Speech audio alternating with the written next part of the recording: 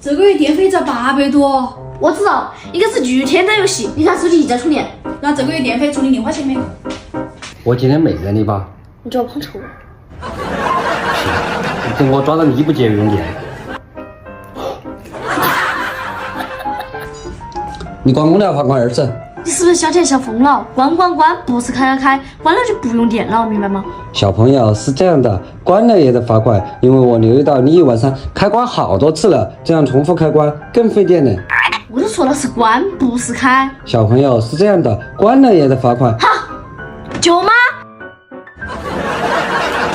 你怎么了？因为这个空调一直对着吹，我热的时候开，没毛病吧？我冷了就关了，也没问题吧？他说我们就用电罚款，记我头上，有事明天再说。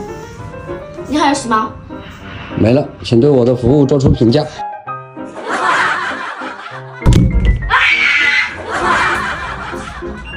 多次开关罚款哦，女士。干嘛？我正在调试刚买的新一代舒适空调美的风装2代，大风量加大风口，冷暖更快，拥有180度旋转导风可及，冷风贴顶吹出，再缓缓下沉，黑模式送冷，避震不直吹，吸气就不会忽冷忽热了。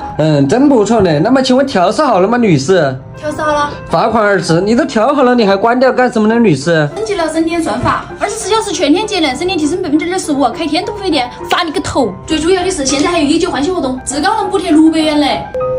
女士，你睡觉为什么不关灯呢？你要是再多说一句，下个月也扣你800。哇，真是惹不起呢。你敢打我！这就是我的老婆，她特别的温柔，她只是在打蚊子，